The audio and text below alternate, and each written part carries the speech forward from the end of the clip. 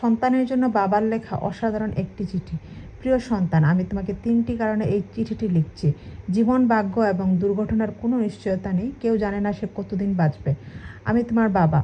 যদি আমি তোমাকে এই কথা না বলি, অন্য কেউ বলবে না। যা লিখলাম তা আমার নিজের ব্যক্তিগত তিক্ত অভিজ্ঞতা। এটা হয়তো তোমাকে অনেক অপ্রয়োজনীয় কষ্ট পাওয়া থেকে রক্ষা করতে পারে। জীবনে চলার পথে এগুলো মনে রাখার চেষ্টা করো। যারা তোমার প্রতি সদয় ছিল তাদের উপর অসন্তোষ পুষে রেখো না, কারণ তোমার মা এবং আমি ছাড়া তোমার প্রতি সুবিচার করা কারো দায়িত্বের মধ্যে পড়ে না। আর যারা তোমার সাথে ভালো ব্যবহার করছে তা তোমার উচিত সেটা সঠিক মূল্যায়ন করা এবং কৃতজ্ঞ থাকা।